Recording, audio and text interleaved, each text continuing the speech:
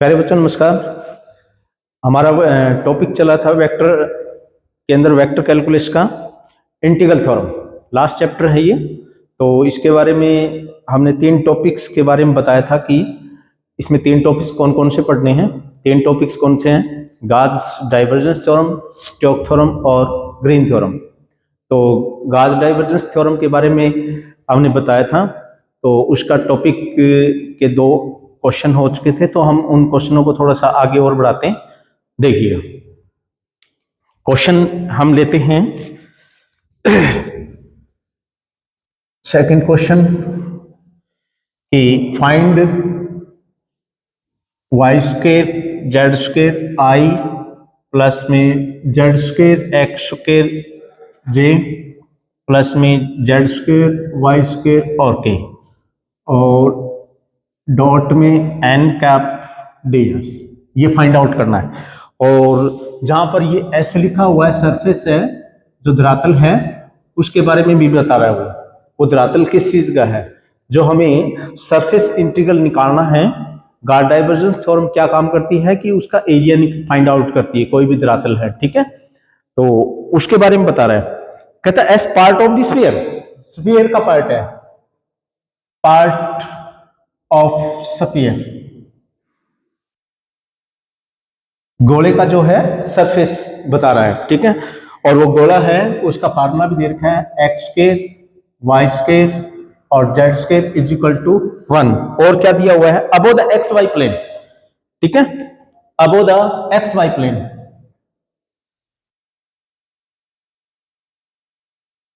X Y plane मतलब क्या हुआ? अबो द, यानी हमें पता है कि जो गोला होता है वो 3 डायमेंशन के अंदर होता है। और उसने ये कहा है कि गोला है ना, जो एक्स वाई प्लेन है ना, उससे ऊपर का लेना है, नीचे का नहीं लेना हमारे पास पोर्शन, ठीक है। मैं इसको बना के दिखाऊंगा आपको कि इसकी आकृति कैसे बनती है, ठीक है, फिर हमें समझ में आएगा। तो 3 डायमेंशन हम बनाते हैं तो ये बनता है, ये एक्स है, ये वाई है और ये जेड है। तो हमें पता है कि ये एक्स वाई प्लेन ये है और इससे ऊपर ऊपर बनाते हैं, ठीक है। डायमेंशन हमारे पास ये होती है एक्स एक्सिस, वाई एक्सिस और ये जेड एक्सिस। तो कहता है कि ये जो एक्स वाई एक्सिस है ना, तल है, इससे ऊपर ऊपर का, तो यानी इससे नीचे नीचे का नहीं लेना है, ठीक है। तो एक्स वाई प्लेन के ऊपर जो हाफ स्फीयर है ना, उसका जो धरातल है ना, वो आएगा यहां पर, ठीक है। तो मैं आकृति बनाता हूं, ये आकृति ड्रा कर दी हमने, ए ले, और ये हाफ गोला बन चुका है, ठीक है ना। ये एक्स वाई प्लेन से ऊपर ऊपर है हाफ, ठीक है। तो इस गोले का समीकरण क्या हमारे पास है? X square Y square Z square is equal to 1। तो यहां पर हमें एक चीज मिल रही है क्या कि 1 है राइट साइड में, तो इसका स्क्वायर करते हैं तो ये भी 1 ही देगा।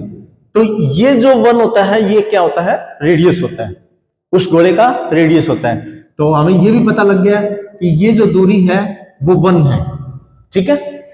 मतलब कुछ इंफॉर्मेशन हमें मिल रही है यहां से। तो वो हमें पता है कि एक इकाई यानी 1 यूनिट उसकी लेंथ है, यानी उसकी त्रिज्या कितनी है। जो हाफ गोले को पूरे को काटेंगे बीच से, तो जो हमें नीचे का जो धरातल दिखाई देगा पोर्शन, उसका रेडियस कितना है? 1 यूनिट है। ये टोटल कितने हो जाएंगे? 2 यूनिट, बट ये हाफ है, मतलब, ठीक है, 2 यूनिट का, यानी रेडियस 1 है, ठीक है। तो ये इंफॉर्मेशन हमें मिली है। अब इसको सोल्व करना है, बट ये देखें क्वेश्चन को सोल्व करना है तो क्वेश्चन क्या दिया हुआ है, गिवन में क्या है, ध्यान से देखेंगे कि ये सरफेस है, यानी ये डबल इंटीग्रेशन ही है, ठीक है। और ये दिखाई दे रहा है कि कोई फंक्शन है, वेक्टर फंक्शन है, डॉट में एन कैप डी एस है। ये तो हमें दिख रहा है कि ये तो गाउस डाइवर्जेंस थ्योरम है, गाउस डाइवर्जेंस थ्योरम है। और गाउस डाइवर्जेंस थ्योरम को हम कन्वर्ट भी कर सकते हैं, गाउस डाइवर्जेंस को कन्वर्ट करेंगे और हम जानते हैं। तो जो गिवन है वो गाउस डाइवर्जेंस थ्योरम ही है एक्चुअली में, और कुछ नहीं है। तो सॉल्यूशन करते हैं। सॉल्यूशन में क्या है? वी नो दैट, हम जानते हैं क्या कि सरफेस इंटीग्रल यानी गाउस डाइवर्जेंस थ्योरम के अंदर ये करते हैं तो F cap dot N D S, यही है ये, ठीक है ना, ध्यान से देखेंगे। तो डबल इंटीग्रेशन लगा दो, कोई बात नहीं है, सरफेस इंटीग्रेशन है तो कोई दिक्कत नहीं है, तो डबल इंटीग्रेशन दिखा दो या सिंगल लगा के और एस लिख दो, इसमें एस लिखने की जरूरत भी नहीं है, ठीक है ना, डबल इंटीग्रेशन है। तो ये किसके बराबर होता है, ये ट्रिपल इंटीग्रेशन में कन्वर्ट हो जाता है, ठीक है, ट्रिपल इंटीग्रेशन और डाइवर्जेंस ऑफ एफ में कन्वर्ट हो जाता है। और यहां पर डीवी, डीवी मतलब वॉल्यूम इंटीग्रल, ठीक है, यानी तीनों ही आयाम तीनों ही एक्सिस आ जाते हैं, एक्स एक्सिस, वाई एक्सिस और जेड एक्सिस तीनों के सापेक्ष में आ जाता है। इसको मैं क्या लिख सकता हूं, dx, dy और dz, ठीक है। तो चलो डाइवर्जेंस निकालेंगे। तो यहां पर दिया हुआ है, यानी क्वेश्चन से हमें पता लग रहा है कि दिया हुआ में ये एफ है, एफ वेक्टर है। तो एफ वेक्टर किसके बराबर है, Y square Z square I plus में Z square X square J और जेड स्क्वायर वाई स्क्वायर और ये के, एफ मिल गया, ठीक है, एफ वेक्टर फंक्शन मिल गया। तो उसका हमने क्या निकालना है, डाइवर्जेंस निकालना है, ठीक है। तो डाइवर्जेंस हमें ज्ञात करेंगे। तो डाइवर्जेंस ज्ञात करेंगे, तो डाइवर्जेंस कैसे ज्ञात करते हैं, ये देखिएगा, डाइवर्जेंस ऑफ इस वेक्टर का डाइवर्जेंस। तो डाइवर्जेंस निकालने के लिए तो कहता है कि I curly by curly X plus में J curly by curly Y K curly by curly Z और डॉट में एफ, एफ वेक्टर हमारे पास क्या है, ये रहा। तो Y square Z square I plus में Z square X square J और जेड स्क्वायर वाई स्क्वायर और के, ठीक है। तो ये डेल ऑपरेटर है, इसके अंदर ये फंक्शन आता है, वेक्टर फंक्शन आता है। तो जो आई का पार्ट है, आई का जो कोफिशिएंट है वो इसके अंदर आएगा और आई डॉट आई कितना हो जाएगा, 1। इसी प्रकार ये वाला पोर्शन इसमें चला जाएगा, इसी प्रकार ये वाला पोर्शन इसमें चला जाएगा। तो देखते हैं क्या पड़ता है, curly by curly X Y square और ये जेड स्क्वायर, ठीक है भी,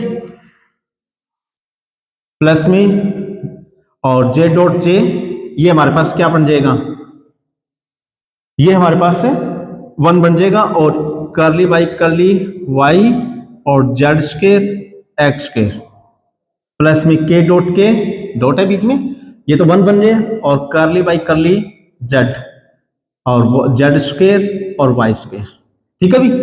इतनी बात समझ में आ गई। ये डाइवर्जेंस का फार्मूला हमें कर चुके हैं लास्ट सेकंड चैप्टर में, यानी इस बुक का सेकंड चैप्टर है ना, उसमें डाइवर्जेंस टॉपिक था सेकंड, ठीक है। तो वहां से हम पढ़ चुके हैं। अब यहां पर हमें पार्शियल डेरिवेटिव निकालना। पार्शियल डेरिवेटिव का मतलब होता है कि कोई फंक्शन 2 या 2 से अधिक चरों का है, उसका किसी एक चर के सापेक्ष में, एक वेरिएबल के सापेक्ष में डेरिवेटिव करते हैं, तो वो उसी के सापेक्ष में करते हैं और बाकी जो वेरिएबल होते हैं वो कांस्टेंट माने जाते हैं, ठीक है। तो x के सापेक्ष में करेंगे तो x का तो है ही नहीं यहां पर फंक्शन, तो ये क्या हो जाएगा, 0 0, और ये क्या हो जाएगा, ये भी 0 हो जाएगा, क्योंकि इसमें y वेरिएबल है ही नहीं, y चर है ही नहीं, तो ये भी 0।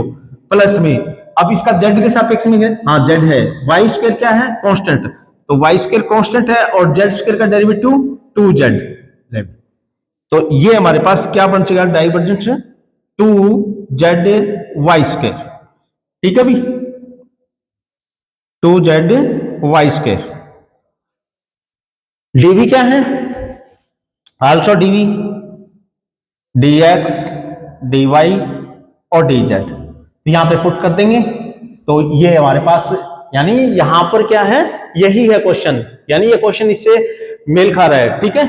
एफ की जगह कितना है, ये है डॉट एंड कैप और ds, तो ये तो हमें पता है कि गार्ड डाइवर्जेंस थ्योरम है और गार्ड डाइवर्जेंस थ्योरम को हमें इस तरह लिख सकते हैं, ठीक है ना, तो इसका प्रयोग कर रहे हैं हम, ठीक है। तो ये क्या बन जाएगा, ट्रिपल इंटीग्रेशन डाइवर्जेंस हमने क्या निकाला है, 2z y स्क्वायर, और dv की जगह हमें पता है क्या होता है, dx dy dz, dx dy और dz, ठीक है। चलिए अब बस क्या रह गया हमारे पास, लिमिट निकालनी हो रहेगी, बस लिमिट का पोर्शन हो रहेगा, क्योंकि हमें पता तीनों वेरिएबल के सापेक्ष में है, तो ट्रिपल इंटीग्रेशन है, तीनों की लिमिट यहां पर आएगी, ठीक है। तो लिमिट हम कैसे निकालेंगे, अब इस आकृति को देखते हैं। यहां पर इसमें एक बात और भी बता रखी है कि जो z का मान है xy प्लेन से ऊपर है, तो z की लिमिट निकालेंगे और y की लिमिट निकालेंगे। ठीक है, सभी की लिमिट हमें निकालनी पड़ेगी और कुछ नहीं दिया इसमें। कई बार दे देता है कि भी z की लिमिट दे रखी है और x y की हमें निकालनी होती है। तो हम छोटी क्लासों के अंदर पढ़ के आए थे कि भी की लिमिट कैसे निकालेंगे। ठीक है, वैसे तो हमें पता है कि ये दूरी कितनी है, यानी ये तो रेडियस है, उस गोले का रेडियस है, तो वो तो हमें पता है कि गोले का रेडियस तो हमारे पास 1 है, तो ये तो हमारे पास लेंथ कितनी आ गई, 1 आ चुकी है। ठीक है, बट अब हमें किसकी निकालनी है, हमें निकालनी है z की और y की लिमिट और निकालनी है। ठीक है, z और y की।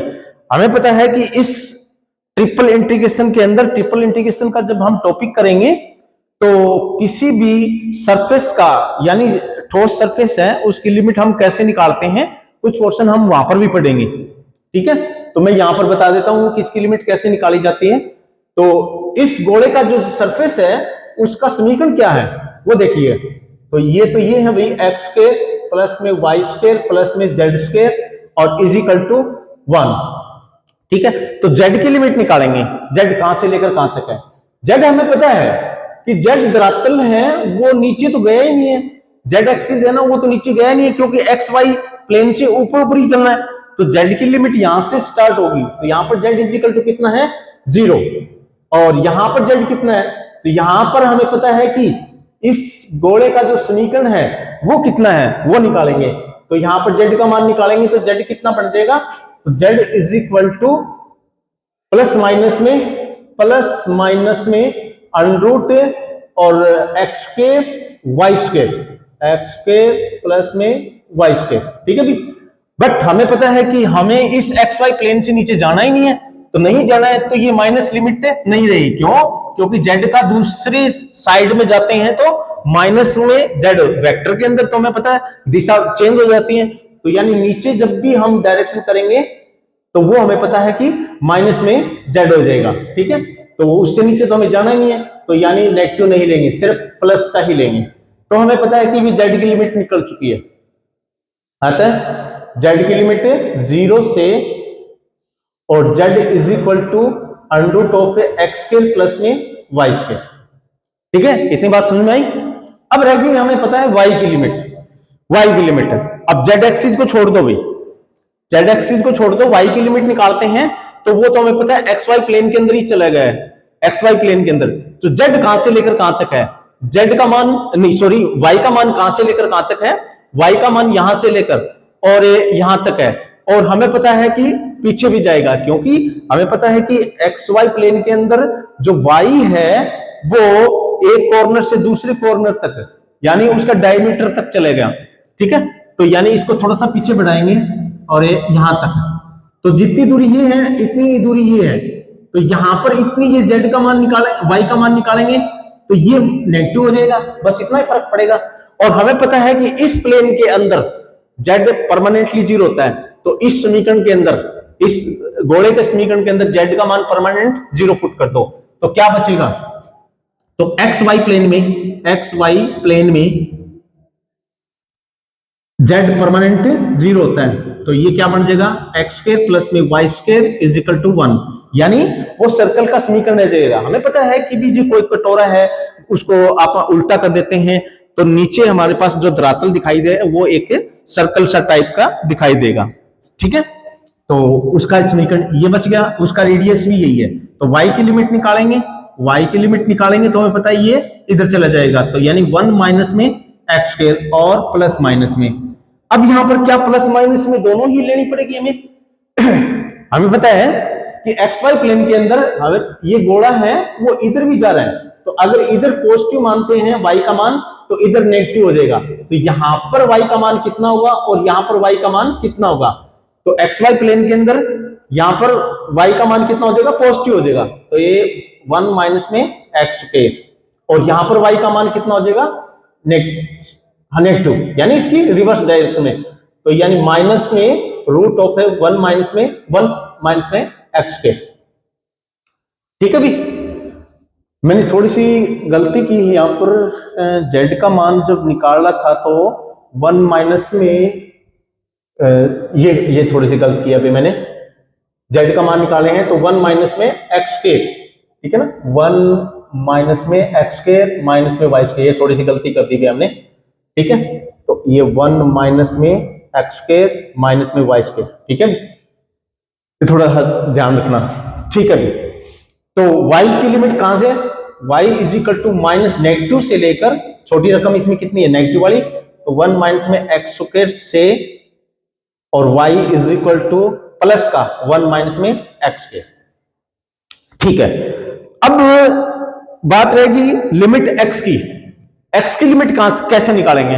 अब जब हमें पता है कि x एक्सिस के ऊपर आके ही हम सीमित हो गए, x एक्सिस के ऊपर आके सीमित हो गए, तो इसको भी आगे पीछे बढ़ाएंगे, ठीक है, ले भी ये बढ़ाएंगे, तो हमें पता है कि ये रेडियस है, ये रेडियस अभी, और ये कितना है 1 यूनिट का, और इतना ही पीछे चला जाएगा, तो ये -1 होगा।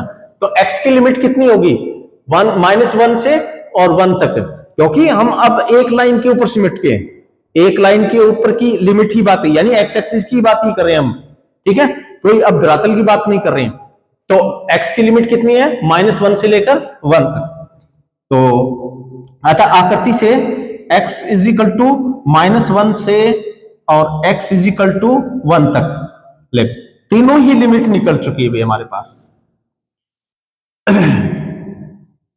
ये हमारे पास लिमिट निकल चुकी हैं, और ये यहां पर पुट कर देंगे, ठीक है, इसके अंदर तीनों की लिमिट यहां पर डाल देंगे और तीनों का इंटीग्रेशन कर देंगे।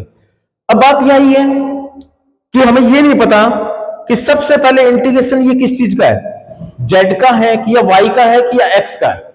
तो मैं एक बात बता देता हूं, जब हम ट्रिपल इंटीग्रेशन जो पढ़ेंगे उसके अंदर ये बात बताई जाएगी आपको कि जो कांस्टेंट लिमिट होती है ना, वो सबसे बाहर रखें, बाहर का मतलब सबसे लास्ट में इंटीग्रेशन करें, तो ये x की लिमिट मानेंगे हम, ठीक है, इसको हम x की लिमिट मानेंगे। तो ये क्या बन जाएगा,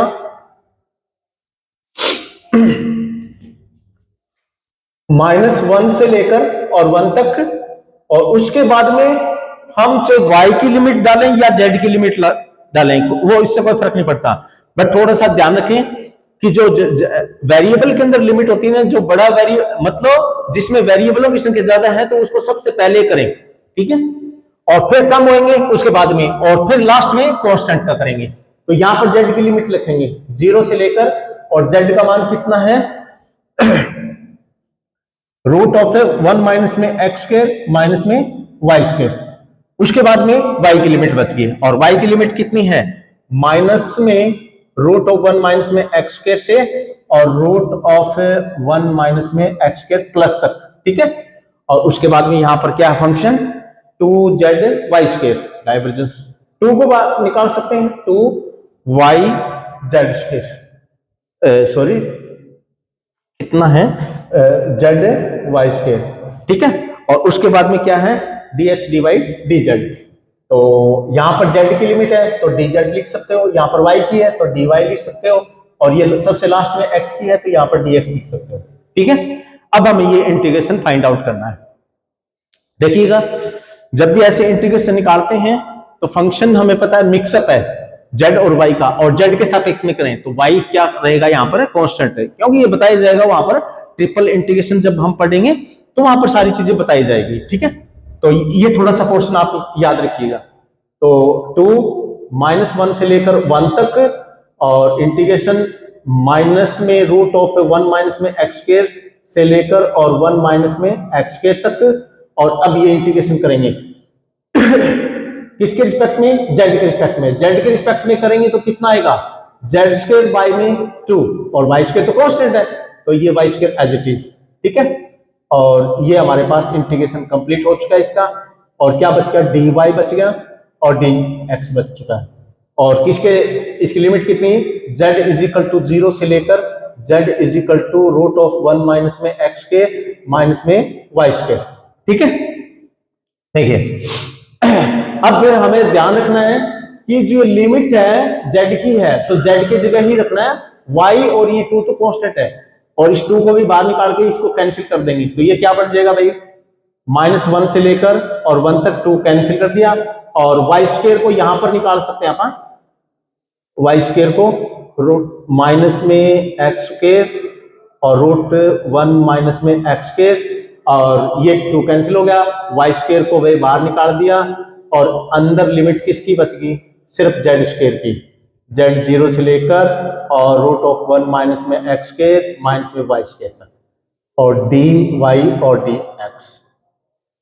जेड की वैल्यू पुट करो, जेड की लिमिट यहां पर पुट करें तो ये क्या बन जाएगा, रूट माइनस में 1 से लेकर 1 तक, और माइनस में रूट ऑफ 1 माइनस में एक्स स्क्वायर से लेकर और रूट ऑफ 1 माइनस में एक्स स्क्वायर, और ये जेड की वैल्यू है, लिमिट है, अपर लिमिट, इसको यहां पर पुट करेंगे तो अनरूट कैंसिल हो जाएगा, क्या बचेगा, ये तो वाई स्क्वायर तो है ही, क्या बचेगा 1 माइनस में एक्स स्क्वायर माइनस में वाई स्क्वायर, ठीक है, क्योंकि रूट ये कैंसिल हो चुका है, जेड की वैल्यू ये वाली उठा के रखेंगे तो अनरूट से स्क्वायर कैंसिल हो चुका है। अब जीरो लोअर लिमिट पुट करेंगे, लोअर लिमिट पे तो जेड का मान 0 हो जाएगा, तो माइनस में 0 वो लिखने की जरूरत नहीं है, तो ये क्या बचेगा dy और dx। ठीक है भाई, यहां तक आपको समझ में आया होगा। अगर आपको कोई चीज समझ में नहीं आती है तो आप कमेंट करके बता सकते हो कि सर हमें यहां से कुछ समझ में नहीं आएगा, तो हम आपको रिप्लाई करेंगे, उसको सॉर्ट आउट करेंगे। ठीक है, -1 से लेकर 1 तक। अब हमें किसके रिस्पेक्ट में करना है, हमें पता है ये y की लिमिट है तो y की रिस्पेक्ट में ही करना है। ठीक है, तो एक काम करते हैं, इसको दो पार्टों में तोड़ देते हैं, कल ऐसे भी कर सकते हैं u इंटू वी फॉर्म वाला, तो इसको इसके साथ मल्टीप्लाई, इसको इकट्ठा रख लो, तो 1 माइनस में एक्स स्क्वायर और वाई स्क्वायर, और इसको इसके साथ मल्टीप्लाई करेंगे तो y की 4, इसका इंटीग्रेशन ज्ञात करना अभी, dy और ये dx, और ये लिमिट है माइनस में रूट ऑफ 1 माइनस में एक्स स्क्वायर और रूट ऑफ 1 माइनस में एक्स स्क्वायर। ठीक है भी, अब यहां पर ये तो y के रिस्पेक्ट में कर रहे हैं तो ये तो कांस्टेंट रहेगा इतना पोर्शन, इसलिए मैंने इसको अलग अलग लिखा है, तो ये कांस्टेंट रहेगा। y स्क्वायर का कितना हो जाएगा, y की क्यूब बाई में क्यूब, तो लेवी इंटीग्रेशन कर देते हैं -1 से लेकर 1 तक, और इसका इंटीग्रेशन करेंगे तो ये 1 माइनस में एक्स स्क्वायर, ये तो कांस्टेंट है, और y की क्यूब बाई में क्यूब माइनस में y की 5 बाई में 5, तो ये हमारे पास इंटीग्रेशन निकल चुका है, और dy के रिस्पेक्ट में, और इसकी लिमिट है माइनस में रूट ऑफ 1 माइनस में एक्स स्क्वायर से लेकर प्लस 1 माइनस में एक्स स्क्वायर तक, और ये dx बच चुका हुआ। अब जो y है, y की लिमिट आप पहले अपर पुट करेंगे और फिर लोअर पुट करेंगे। ठीक है, चलिए यहां तक तो आपको समझ में आया होगा, तो अगर कुछ भी समझ में नहीं आया तो आप दोबारा देख सकते हो इस पोर्शन को, इसको मैं अब डिलीट करने जा रहा हूं। ठीक है, देखिए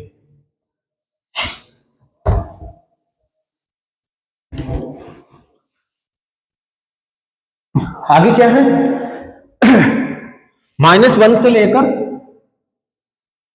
1 तक है, और ये क्या बनेगा, अब हमें पता है कि y की वैल्यू कितनी पुट करनी है, अपर लिमिट पुट करनी है, रूट पुट करना है यहां पर। ठीक है, यानी ये चीज पुट करनी है यहां पर y की जगह, तो रखते हैं 1 माइनस में एक्स स्क्वायर, ये तो कांस्टेंट था, और y की वैल्यू कितनी पुट करेंगे, अंडरूट 1 माइनस एक्स स्क्वायर, और ये क्या होता है 1 माइनस एक्स की 1/2 भी लिख सकते हैं, 1/2 भी लिख सकते हैं, और उसकी पावर कितनी है 3, तो यानी 3/2 लिख सकते हैं भाई। ठीक है, इसको क्या लिख सकते हैं, 1 माइनस में एक्स स्क्वायर की पावर 3/2, तो 1 माइनस में एक्स स्क्वायर की पावर 3/2, और नीचे कितना था 3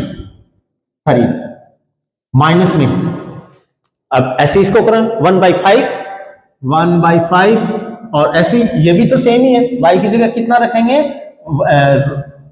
1 माइनस एक्स स्क्वायर की पावर 1/2, और यहां पर पावर कितनी है 5, तो 5/2, 1 माइनस में एक्स स्क्वायर की पावर 5/2 लिमिट। ठीक है, और अब इसको थोड़ा सा सॉर्ट आउट और करेंगे, ये बेस दोनों का सेम है तो पावरें इसकी एक है तो ये जुड़ जाएगी एक पावर, तो ये क्या बन जाएगा -1 से लेकर 1 तक, 1 माइनस में एक्स स्क्वायर की पावर कितनी बनेगी 3/2, और प्लस में 1 5/2 बाई में 3 माइनस में, अब ये तो इतना ही है 1/5, 1 माइनस में एक्स स्क्वायर की पावर 5/2, और ये dx, अब ये तो दोनों सेम ही है, तो यानी ये कॉमन निकालेंगे यहीं पर, तो 1/3 माइनस में 1/5 ही करना हमें। ठीक है, 1/3 माइनस में 1/5, ये 15 हो गया, ये 5 हो गया, माइनस में 3 हो गया, ये कितना बच गया भाई 2/15। ठीक है, देख लेना भाई कभी गलत तो नहीं कर दिया। 5 माइनस में 3 और 15, ठीक है, तो ये 2/15। तो यानी ये टोटल पोर्शन कितना हो गया -1 से लेकर 1 तक और 2/15, उसको बाहर निकाल देंगे 2/15, बाहर कॉमन निकाल दिया तो बच गया अंदर कितना, वेरिएबल अंदर रखते हैं इंटीग्रेशन के अंदर, कॉन्स्टेंट को हम बाहर निकाल देते हैं। 1 माइनस में x² की पावर 5/2 और ये dx, लास्ट को ये बच चुका है। अब इस क्वेश्चन को थोड़ा सा ध्यान से देखेंगे, ये क्वेश्चन है क्या कि इसको मैं कैसे सॉर्ट आउट करूंगा। तो हमने पढ़ रखा है कि ऐसे क्वेश्चन आ जाते हैं तो इसको एक ही वेरिएबल में कन्वर्ट कर सकते हैं, एक ही वेरिएबल में कन्वर्ट करने की कोशिश करो ताकि इंटीग्रेशन इसका जल्दी हो पाए। तो हम कुछ पुट करते थे वहां पर, तो अगर 1 माइनस में x² है तो उसकी जगह हम क्या पुट करते थे, साइन भी पुट कर सकते हैं, कोस भी पुट कर सकते हैं। ठीक है, साइन थीटा या कोस थीटा पुट कर, क्यों, क्योंकि हम जानते हैं कि 1 माइनस में साइन स्क्वायर कोस स्क्वायर होता है, यानी एक ही टर्म में कन्वर्ट हो गया ये क्वेश्चन। अब ये 2 टर्मों के अंदर है, ठीक है, उसको एक टर्म के अंदर कन्वर्ट करेंगे। ठीक, क्यों, इसलिए क्यों करते हैं, क्योंकि इसकी पावर कुछ, ये जो पावर होती है ना ये फ्रैक्शन के अंदर है तो वो उसके साथ एडजस्ट हो जाएगी। ठीक है, तो ये भी क्यों नहीं, तो 2 टर्म का कोई भी चीज होता है और फ्रैक्शन पावर है या कोई भी पावर बड़ी पावर है तो उसको खोलना थोड़ा सा मुश्किल हो जाता है, इसको खोल नहीं सकते हम, तो इसलिए हमें इसको एक टर्म में कन्वर्ट कर देते हैं। तो लिखेंगे पुटिंग, और वैसे भी हमें पता है ये क्वेश्चन इवन है, ये जो पोर्शन है वो इवन है, तो -a से लेकर a तक होता है, तो यानी 0 से लेकर 1 तक और 2 से मल्टीप्लाई हो जाता है। ठीक है, तो आगे भी कर देंगे। Putting x = cos theta, sine theta put कर सकते हैं, कोई दिक्कत नहीं है, क्योंकि वहां पर बताया हुआ था अगर ये 1 प्लस में x² होता तो x की जगह 10 पुट करते थे हम। ठीक है ना, वही पोर्शन है। फिर dx की जगह क्या पुट करेंगे, dx की जगह हम ये पुट करेंगे माइनस में और साइन थीटा और थीटा का d थीटा। ठीक है, तो dx की जगह हम ये पुट कर देंगे और 1 माइनस में cos स्क्वायर, तो ये कितना बन जाएगा भाई 2/15 और -1 से लेकर और 1 तक, और ये 1 माइनस में cos स्क्वायर, 1 माइनस में cos स्क्वायर, x की जगह क्या पुट करना है cos थीटा, तो 1 माइनस में cos स्क्वायर थीटा, वो क्या होता है sin स्क्वायर थीटा, तो sin स्क्वायर थीटा की पावर कितनी होगी 5/2, और dx की जगह क्या रखने जा रहे हैं माइनस के साइन थीटा और d थीटा, और ये माइनस में बाहर लिख सकता हूं। बात आई समझ इतनी, ये आपको समझ में आ गया होगा। अब यहां पर क्या हो रहा है ये जो फ्रैक्शन पावर है ये इससे कैंसिल होगी है, तो इसकी कितनी पावर होगी साइन की 5 और एक साइन यहां पर है तो साइन की 6, मैंने थोड़ा सा गलत किया है क्या, साइन की 6, ठीक है, हाँ थोड़ा सा ध्यान से देख लेना अभी कोई गलती ना हो जाए। 2/15 और साइन की 6 थीटा और ये d थीटा, और इंटीग्रेशन -1 से लेकर, हाँ अब यहां पर देखेंगे फंक्शन इवन है, फंक्शन इवन है। ठीक है, तो अगर इवन फंक्शन है तो -a से लेकर और a तक कोई भी लिमिट होती है तो उसकी हाफ कर देते हैं, तो 0 से लेकर a तक कर देते हैं और 2 से मल्टीप्लाई कर देते हैं, तो कर दो फिर, तो 2 से मल्टीप्लाई करेंगे तो ये 4 हो जाएगा, -4/15 और 0 से लेकर और 1 तक लिमिट हो जाएगी, 0 से लेकर 1 तक, और ये साइन की पावर 6 थीटा और d थीटा। अब भाई थोड़ा सा काम हमारा ये रह गया, क्या, ये लिमिट है x की लिमिट चल रही थी और हमारे पास क्वेश्चन थीटा में आ चुका है, तो इसको लिमिट को थीटा में कन्वर्ट करो या फिर आप इसका इंटीग्रेशन निकालकर और उसको वापसी x में कन्वर्ट करो और फिर x की लिमिट ये काम करेगी। ठीक है, ये थोड़ा सा आपने ध्यान रखना है। चलिए अब इसको हम आगे पोर्शन को करते हैं। भाई ये तो भाई सिंपल है, बात है कि भी हम इंटीग्रेशन निकालें, इंटीग्रेशन हमें निकालना आता है, कोई बात नहीं, माइनस में 4/15 और इंटीग्रेशन है 0 से लेकर 1 तक, और साइन की 6 थीटा 6 और थीटा और डी थीटा, ये इंटीग्रेशन निकालना है। लिमिट को भी चेंज करना है, तो लिमिट और चेंज कर देते हैं हम, साथ के साथ लिमिट चेंज कर देते हैं। क्या ये लिमिट x की है, x का मान 0 है तो कोस का मान कितना हुआ, x का मान 0 है तो कोस 0, इफ एक काम कीजिएगा, वापसी कन्वर्ट रखो इसको, ठीक है, इसको 2 ही रहने दो, आप कंफ्यूज हो जाओगे फिर, और ये -1 ही रहने दो, ठीक है भी, आप कंफ्यूज हो जाओगे, आप बाद में कन्वर्ट कर लेना, ये -1 और ये 2 ही रहने दो, ठीक है भी। चलो हाँ, अब क्या है, x का मान -1 है, x का मान -1 है, तो cos -1 कब होता है, cos -1 कब होता है, तो ये cos पाई के ऊपर होता है भी, ठीक है ना, cos पाई के ऊपर। ये एक मिनट,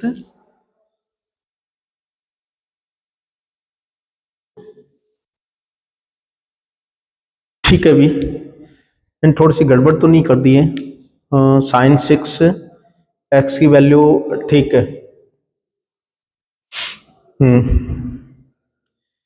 एक काम और कर सकते हैं, इसको थोड़ा सा सिंपल सा हो जाएगा, मतलब और भी कि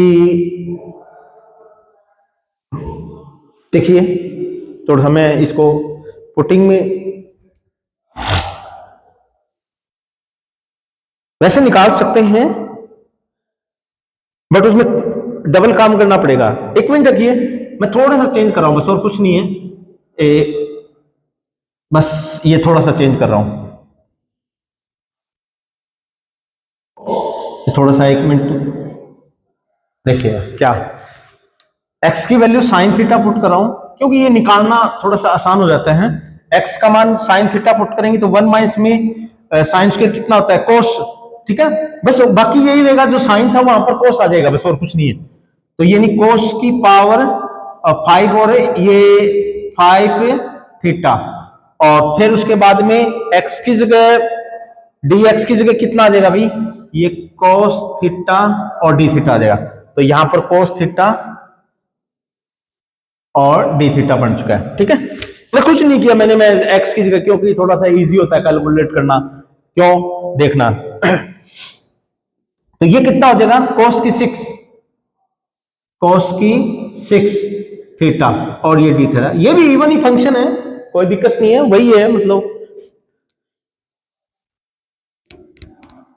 भी देखो, थोड़ी सुविधा के लिए हम कर रहे हैं, थोड़ा सा मिस्टेक हुई है, मतलब कोई दिक्कत नहीं है, क्योंकि इसमें लिमिट निकालना थोड़ा सा इजी होता है, निकालने तो उसमें भी निकाल देंगे, बट उसमें इंटीग्रल का थोड़ा सा फार्मूला और लगाना पड़ता है, ठीक है। चलो अब क्या रह गया, लिमिट चेंज कर देते हैं, लिमिट चेंज और करते हैं अभी, लिमिट चेंज और करके देखते हैं।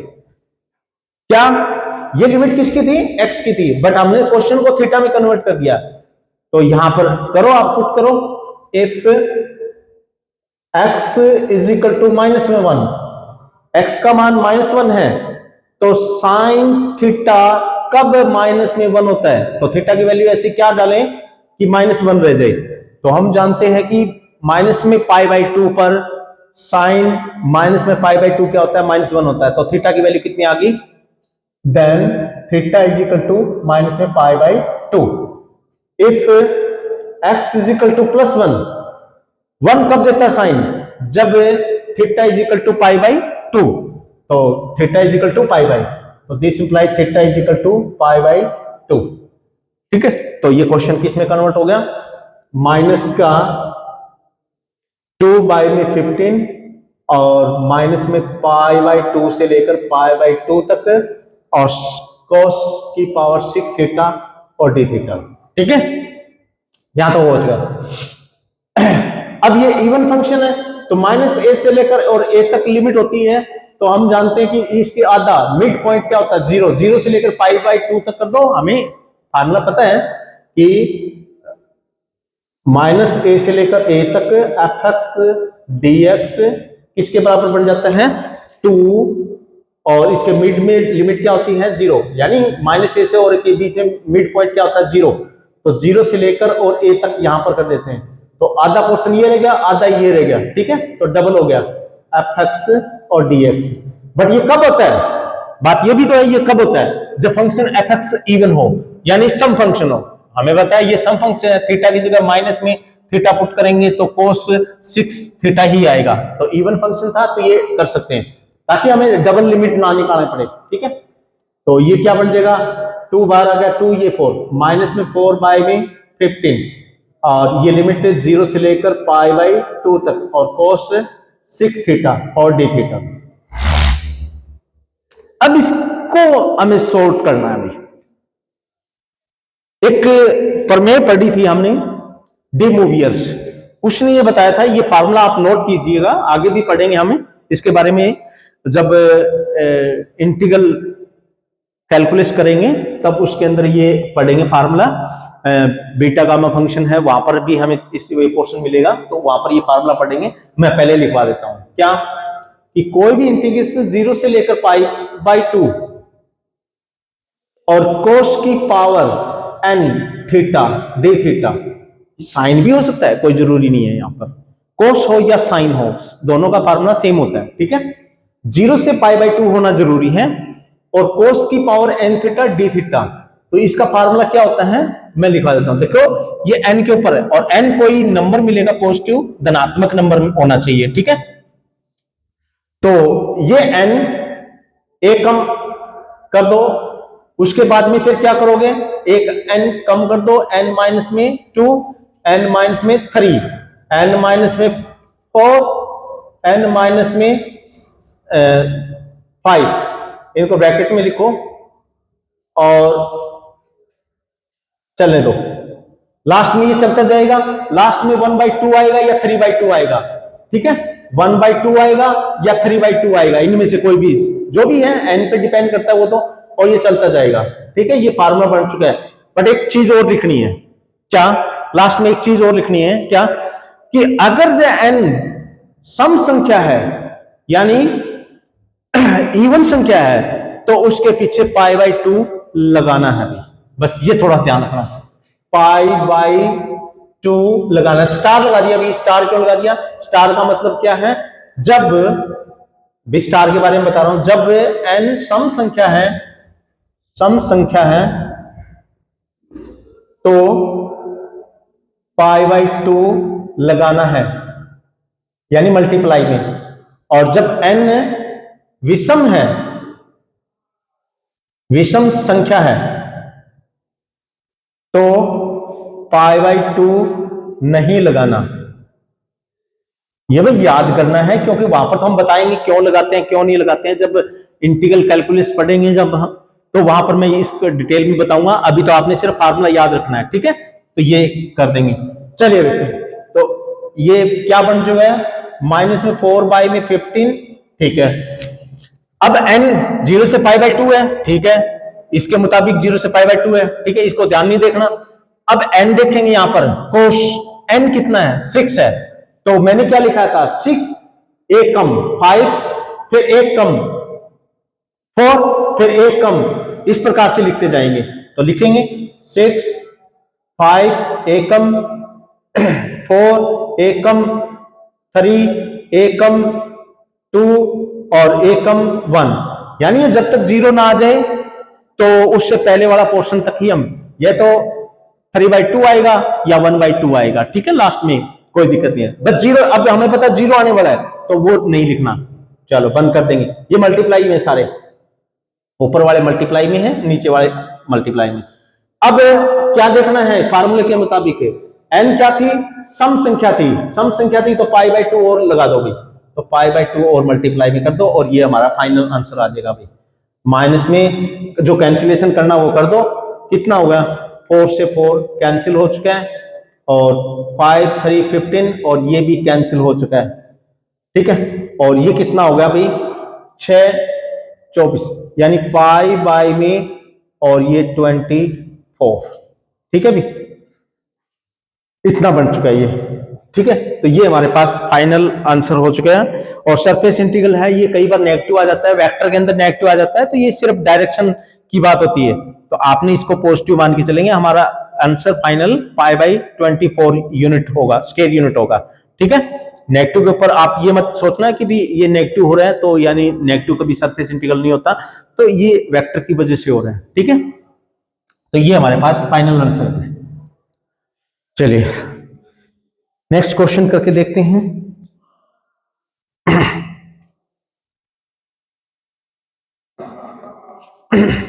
देख लेना भाई, कुछ कैलकुलेशन में कोई गड़बड़ नहीं हो तो थोड़ा सा आप ध्यान से देख सकते हो इसमें कोई। नेक्स्ट करके देखते हैं।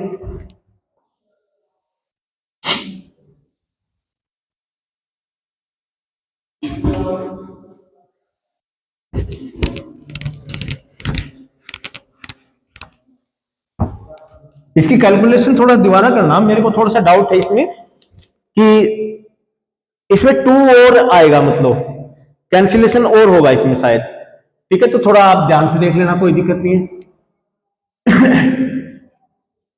कई बार हो जाती है गलती, तो इंटीग्रेशन में भाई थोड़ा ध्यान से करना आप भी।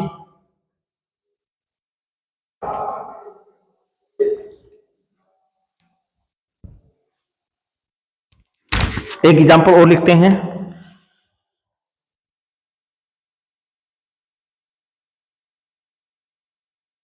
कहता है कि बाय यूजिंग डाइवर्जेंस थ्योरम, और ये हमें सरफेस इंटीग्रल फाइंड आउट करना है, x dy और ये dz प्लस में y dz dx प्लस में z dx dy, और ये प्रूव भी करना है कि 4 पाई और a क्यूब के बराबर है। ठीक है, सरफेस के बारे में, ये सरफेस यानी ये जो डबल इंटीग्रेशन निकाल रहे हैं तो सरफेस इंटीग्रल निकाल रहे हैं, सरफेस का एरिया निकाल रहे हैं हम, तो यानी दोनों ही लिमिट हमें जरूरत पड़ेगी। तो धरातल क्या है वो उसके बारे में बता रहा है। धरातल क्या है, यही गोला ही है, स्फीयर ही है, एक्स स्क्वायर वाई स्क्वायर और जेड स्क्वायर और is equal to A square, यानी हमें पता है ये गोला है तो ये इसका रेडियस है। ठीक है ना, ये स्टैंडर्ड फॉर्म लिख रखी गोले की समीकरण, तो ये क्या है, रेडियस है। चलिए बस इतना ही दे रखा है और कुछ नहीं दे रखा है। चल, यानी ये सरफेस इंटीग्रल निकालना है, तो यानी सॉल्यूशन निकालते हैं तो इसको थोड़ा सा ध्यान से देखिए ये एक्चुअली में है क्या, क्योंकि इसको हमें थोड़ा सा ध्यान से देखना पड़ेगा। तो सरफेस इंटीग्रल देखिए, जब हम गॉस डाइवर्जेंस थ्योरम करते थे तो उसका जो कार्तीय रूप है, कार्टेशियन फॉर्म है, वो रूप इन्होंने लिखा हुआ है, ध्यान से देखेंगे तो, यानी उसका कार्टेशियन फॉर्म लिखा हुआ है। ठीक है, तो देखिए मैं थोड़ा सा लिख ही देता हूं, पहले इसको सोल्व करने से पहले लिख कर देता हूं। हम जानते हैं कि गॉस डाइवर्जेंस थ्योरम क्या होती थी, सरफेस इंटीग्रल एफ डॉट में एन कैप डीएस, या फिर और क्या होता था, इसको थोड़ा ध्यान से देखिए, ये क्या और भी क्या होता था, इसको लिखते थे डीएस को DX DY DY DZ DZ DX. ठीक है, अलग अलग कंपोनेंट में तोड़ते थे तो वो भी लिख देंगे। या फिर ये क्या होता था, ट्रिपल इंटीग्रेशन और divergence of F DX DY और डीजेड। एक रूप और होता था इसका एक रूप और होता था, क्या कि सरफेस इंटीग्रल और f1 dy dz प्लस में f2 और dy dx और ये dz प्लस में f3 और dx और ये dy। ठीक है, यानी ये भी यही है, कार्तीय रूप है इसका, ये चीज। तो ये पोर्शन इन्होंने दिया हुआ है, देखो dy dz है, dy dz है, तो यानी ये f1 है वो किसके बराबर है, x के बराबर है, और ये f2 y के बराबर है, f3 किसके बराबर है, z के बराबर है, यानी कंपोनेंट फॉर्म है जो वेक्टर फंक्शन f होता है। यानी ये भी आप सोचोगे ये सर ये कहां से आ गए, तो हम जानते हैं कि कोई फंक्शन वेक्टर फंक्शन होता है तो उसको हम f1i और f2j और f3k के रूप का होता है। ठीक है ना, तो ये f1 f2 यहां से आए थे, तो वो पोर्शन इन्होंने दे रखे हैं। और ये भी किसके बराबर होता है, ये भी लिख देते हैं, ट्रिपल इंटीग्रल। और इसको लिखने का जो तरीका क्या रहेगा, मैं एक काम करता हूं, एक काम करता हूं, इसको dx dy dz से ऊपर नीचे डिवाइड कर देता हूं, ठीक है, इसी पोर्शन को। तो इस सारे को dx dy dz से डिवाइड कर दो, उसी से मल्टीप्लाई कर दो। तो डिवाइड करेंगे तो dy और dz तो खत्म हो जाएगा, तो dx बच जाएगा ओनली, ठीक है। तो f1 dx प्लस में f2, या फिर इसको लिखने का जो तरीका है लाइट जाते वो क्या लिखेंगे, अगर ऐसे नहीं समझ आ रहा तो एक काम करते हैं, इसको x के सापेक्ष में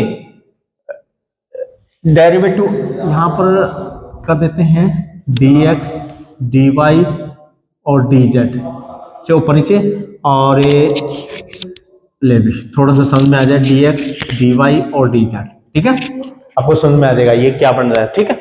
चलो इसको इसके नीचे लिखेंगे, इसको इसके नीचे लिखेंगे, इसको इसके नीचे लिखेंगे, तो इसके नीचे लिखेंगे तो dy और dz पोर्शन खत्म और ये बच जाएगा, ठीक है। तो यानी ये डेरिवेटिव क्या बचेगा, डेरिवेटिव ऑफ ए और dx ओनली, ठीक है, प्लस में f2 f1 है, कर्ल f2 या फिर डेरिवेटिव ही बोल दोगे आप, और dy, और ये क्या बनेगा अभी, df3 और dz, और dx dy और dz, ठीक है, ये बन चुका है।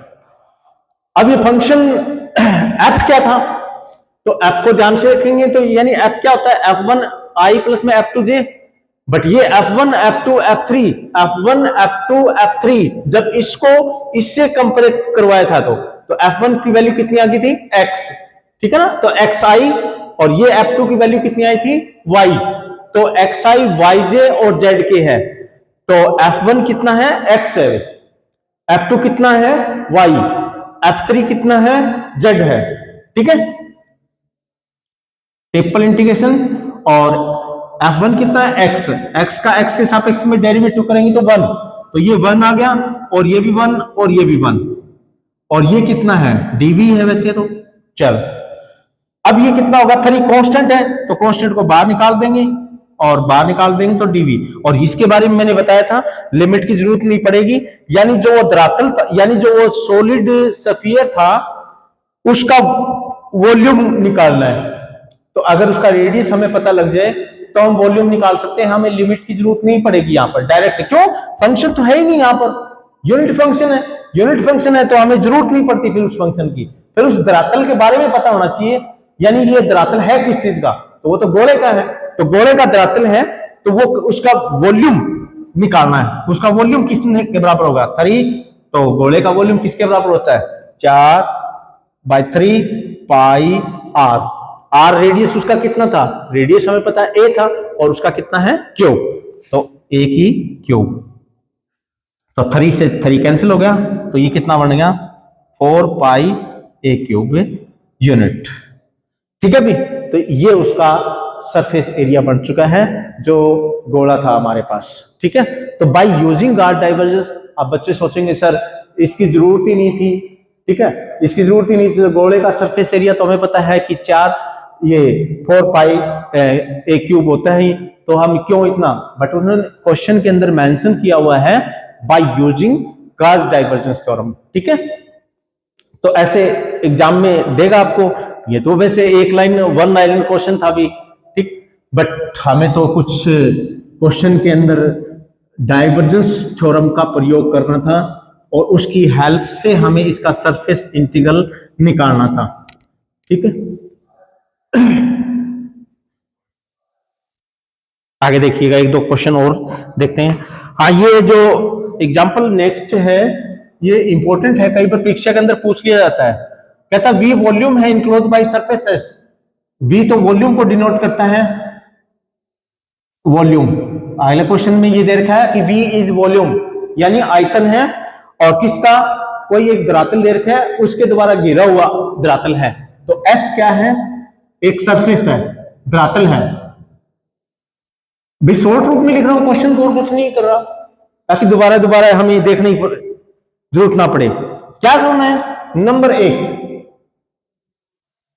S N cap D S zero prove करना है, बी आर क्रॉस में एन कैप डी एस का सरफेस इंटीग्रल जीरो प्रूव करना है, सी पोर्शन कितना है एन कैप और डॉट में curl of F D S उसका सरफेस इंटीग्रल निकालना, वो भी जीरो प्रूव करना है, और डी पोर्शन हमारे पास क्या दे रखा है आर डॉट में एन कैप और डी एस और उसका भी सरफेस इंटीग्रल निकालना है, वो 3v के बराबर, यानी ये जो v है पहले ही बता दिया था, वॉल्यूम है किसी सरफेस का, ठीक है, s है ना वो सरफेस है कोई, वो हमें पता नहीं है वो आकृति क्या दे रखी है, बट हमें ये प्रूव करना है। चलो थोड़ी ध्यान से देखिए, इस क्वेश्चन को हम सोल्व करते हैं तो थोड़ी सी बातें हमें अलग से याद रखनी पड़ेगी भी इस क्वेश्चन के अंदर, ठीक है। तो वो क्या बात करी है, पहला एक क्वेश्चन लेते हैं, नंबर 1 सॉल्यूशन निकालते हैं फर्स्ट का, तो क्या find out surface integral of N cap DS find out करना है, ठीक है। बट हमें एक बात जानते हैं कि ये चीजें थोड़ी सी ध्यान से देखेंगे, तो अगर हम सरफेस इंटीग्रल के अंदर कन्वर्ट करते हैं इस क्वेश्चन को, तो वो किसके बराबर होता है, वो तो डाइवर्जेंस में कन्वर्ट हो जाता है। बट यहां पर हमें पता है कि एक फंक्शन नहीं दिया हुआ है, फंक्शन नहीं दिया हुआ है, तो वो फंक्शन नहीं है तो मेरे काम करते हैं, कोई चीज नहीं मौजूद है तो वो कांस्टेंट लेके आते हैं, ठीक है, उसको मैं 1 मिनट कांस्टेंट फंक्शन मान लेता हूं, तो वो यहां पर तो नहीं दे रखा भी, यहां पर तो है नहीं, तो मैं एक काम करता हूं, मैं अपनी तरफ से यहां से एक कांस्टेंट फंक्शन एफ ले आता हूं और उसको अंदर डालता हूं इस इंटीग्रेशन के अंदर, और फिर उसको फाइंड आउट करके निकालता हूं, फिर क्या बनता है देखते हैं। तो लेट्स सपोज एफ एक फंक्शन है और वो क्या है कांस्टेंट, कांस्टेंट ही लेना पड़ेगा, अभी जो चीज मौजूद नहीं है तो हमें उसको कांस्टेंट मान के चलेंगे, कांस्टेंट वेक्टर फंक्शन है, वेक्टर फंक्शन है, ठीक है। तो मैं ये फाइंड आउट करना हूं एफ और डॉट में एन कैप डीएस, लेट ये थोड़ी सी गलत है भाई, यहां पर डॉट नहीं है, यहां पर डॉट नहीं है, ये गलत लिखा हुआ है, बुक में भी गलत लिखा हुआ है, थोड़ा ध्यान रखना। मैंने जो ये पोर्शन था उसको मैंने एफ वेक्टर कांस्टेंट फंक्शन से मल्टीप्लाई कर दिया, तो तुम्हें इसको देखते हैं क्या बनता है, वेक्टर कांस्टेंट फंक्शन है, तो ये अगर कांस्टेंट है तो इसको इंटीग्रेशन के अंदर ले जा सकता हूं मैं, ठीक है ना, इंटीग्रेशन के अंदर ले जाऊंगा, तो ये क्या बनेगा इंटीग्रेशन एस और एफ डॉट में एन कैप डीएस, ठीक है। और ये तो हमारे पास सरफेस इंटीग्रल, यानी ये तो वो गॉस डाइवर्जेंस थ्योरम बन चुकी है, और गॉस डाइवर्जेंस थ्योरम किसके बराबर होती है, Gauss divergence theorem right side में, तो वॉल्यूम इंटीग्रल में कन्वर्ट कर देते हैं, तो वो हम जानते हैं ट्रिपल इंटीग्रेशन में कन्वर्ट कर देते हैं, तो डाइवर्जेंस ऑफ दिस फंक्शन और डी वी, ठीक है, यानी जो फंक्शन है उसका सिर्फ डाइवर्जेंस निकाल के ले आओ, क्या बनता है, नाउ डाइवर्जेंस ऑफ है एफ, तो डाइवर्जेंस ऑफ है आई करली एक्स जे करली वाई और के करली जेड और डॉट में एफ फंक्शन, ठीक है, वेक्टर फंक्शन है, ये भी कोई वेक्टर है f1 i प्लस में f2j, इस तरह मान सकते हैं, ये कांस्टेंट फंक्शन है, ठीक है। तो ये भी आप यहां पर लिख देते हैं, लेट्स सपोज f है f1 i f2j f3k, और ये वेक्टर क्या मान रखा है हमने, कांस्टेंट माना हुआ है, तो ये पोर्शन भी कांस्टेंट ही है, ठीक है। तो डाइवर्जेंस निकालते हैं, तो इसको मैं लिख सकता हूं f की जगह f1 i f2j f3k, ठीक है, और इसका डाइवर्जेंस निकालेंगे तो i डॉट है बीच में, तो 1 हो जाएगा, और ये f1 इसमें चला जाएगा, तो करली f1 करली x करली f2 करली y करली f3 करली z, और f1 f2 सभी कांस्टेंट है, तो उनका किसी भी चर के सापेक्ष में डेरिवेटिव करेंगे तो 0, मींस ये 0 आ गया, means divergence of F DV is equal to 0, और ये 0 है, ये 0 है तो ये पोर्शन भी 0 होगा, और ये 0 है तो ये पोर्शन भी 0 होगा, तो दिस इंप्लाइज एफ डॉट में surface integral of N cap ds is equal to 0। ठीक है, ये 0 हो गया है, तो इसका मतलब ये 0 है, तो यानी कोई दो वेक्टरों की डॉट प्रोडक्ट 0 है, तो या तो ये 0 या फिर ये 0।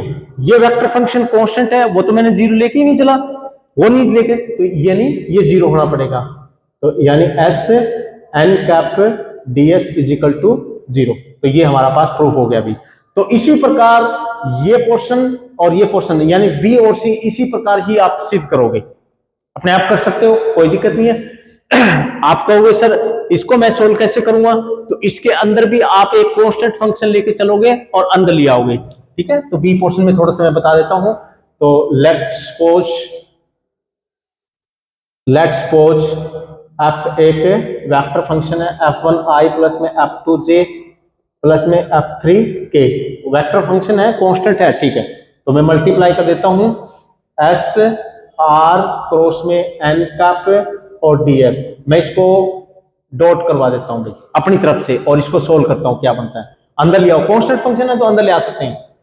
तो s f डॉट में और r क्रॉस में n कैप और ds। ठीक है, अब हम जानते हैं कि ये जो डॉट और क्रॉस है इनको इंटरचेंज कर सकते हैं, कोई फर्क नहीं पड़ता।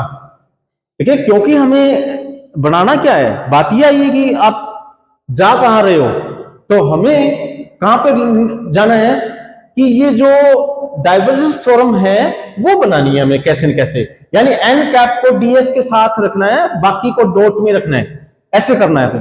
ठीक है, तो ये कर लेंगे, तो इसको f क्रॉस में r वेक्टर और डॉट में एन कैप और ये ds बन चुका है। तो ये हमें पता है कि एक पोर्शन ये बन चुका है और ये है, ये तो हमारे पास गॉस डाइवर्जेंस थ्योरम बन चुकी है। और गॉस डाइवर्जेंस थ्योरम क्या है हम जानते हैं, ट्रिपल इंटीग्रल और डाइवर्जेंस ऑफ f क्रॉस में r।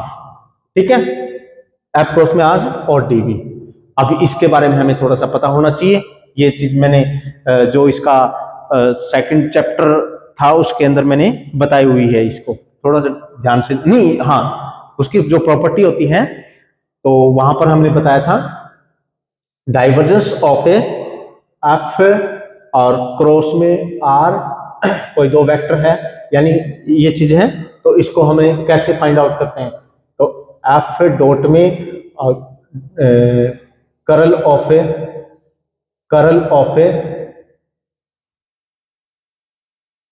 सबसे पहले r लिखते हैं और ये f माइनस में और फिर उसके बाद में f है और डॉट में और करल ऑफ है r। ठीक है, ये चीज बना देते हैं।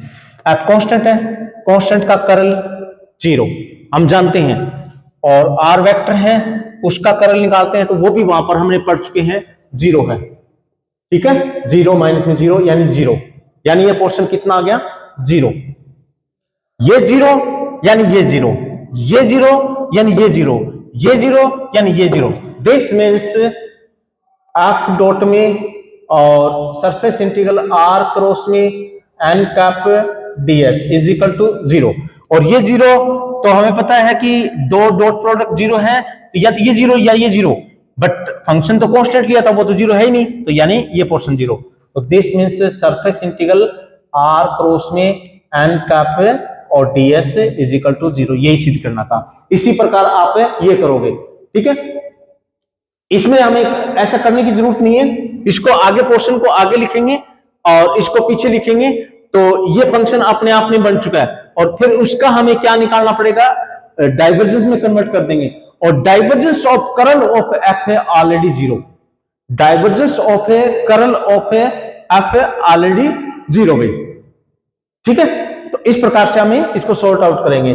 और इसके अंदर भी क्या करना पड़ेगा, ये तो ऑलरेडी क्या बना हुआ है, ये तो ऑलरेडी ही गॉस डाइवर्जेंस थ्योरम बनी हुई है। फंक्शन जो वेक्टर फंक्शन है उसकी जगह r वेक्टर दिया हुआ है, तो इसको मैं सॉर्ट करता हूं। ये तो ऑलरेडी ही डाइवर्जेंस बनी हुई है। डाइवर्जेंस को हम किस में दूसरा रूप क्या होता है, उसका दूसरा रूप हम लिखेंगे डाइवर्जेंस f है ट्रिपल इंटीग्रल। ठीक है, तो मैं डी पोर्शन जब सोल्व करता हूं तो इसकी राइट हैंड साइड में ट्रिपल इंटीग्रेशन इसका राइट साइड लिखूं मैं ट्रिपल इंटीग्रेशन, और एफ की जगह कितना है आर, उसका क्या निकालना है divergence, divergence of R vector और डीवी, ठीक है भी। और डाइवर्जेंस आर वेक्टर जो होता है वो क्या होता है, ये देखो divergence of A R vector, तो आई करली बाई करली एक्स, जे करली बाई और के करली जेड, ठीक है। और आर वेक्टर क्या होता है एक्स आई वाई जे और जेड के, तो डॉट करवाएंगे तो यानी यहां पर x आ जाएगा और i डॉट i 1, तो यानी 1 प्लस 1 प्लस में 1, यानी 1 प्लस में 1 प्लस में 1, यानी ये 3 यूनिट बन चुका है, यानी इसकी वैल्यू कितनी आ गई 3, 3 को बाहर निकाल देंगे तो this implies 3 triple integration dv, और हमें पता है कि ये वॉल्यूम है और ये 3 और ये वॉल्यूम, क्योंकि फंक्शन है ही नहीं, ठीक है। तो ये आपको समझ में आया होगा। तो इसके कोई एक दो क्वेश्चन और रहते हैं तो वो हम नेक्स्ट वीडियो के अंदर करेंगे भाई, ठीक है। तो एक दो क्वेश्चन ये बचेंगे आपके कि जो गार्ड डाइवर्जेंस थ्योरम है उनको वेरीफाई करना है। गार्ड डाइवर्जेंस थ्योरम को वेरीफाई करने का मतलब क्या होता है कि जो ये गार्ड डाइवर्जेंस थ्योरम जैसे ऐसे इस रूप की होती है तो लेफ्ट साइड अलग से सोल्व करनी है और राइट साइड हमें अलग से सोल्व करनी है, ठीक है। और फिर उनको हमें प्रूव करेंगे कि भी ये दोनों इक्वल है। और ये क्वेश्चन बड़े रूप में आता है कि जो आपका जो लेंथी क्वेश्चन होता है वही आता है, ठीक है। भी वेरीफाई करने का, वेरीफाई करने का मतलब यही होता है कि राइट साइड अपनी अलग निकालो और लेफ्ट साइड अलग, कन्वर्ट मत करो, डाइवर्जेंस में कन्वर्ट मत करो, और डाइवर्जेंस को सरफेस इंटीग्रल में मत कन्वर्ट करो, यानी ये अलग से निकालो, इनकी तीनों की लिमिट अलग से निकालो, इसकी अलग से लिमिट निकालो, ठीक है, और फिर उसको हमें वेरीफाई करना है, ठीक है। तो इस प्रकार से हम सॉल्व करेंगे और ये गार्ड डाइवर्जेंस थ्योरम का टॉपिक हमारा कंप्लीट हो जाएगा, ठीक है। Thank you. और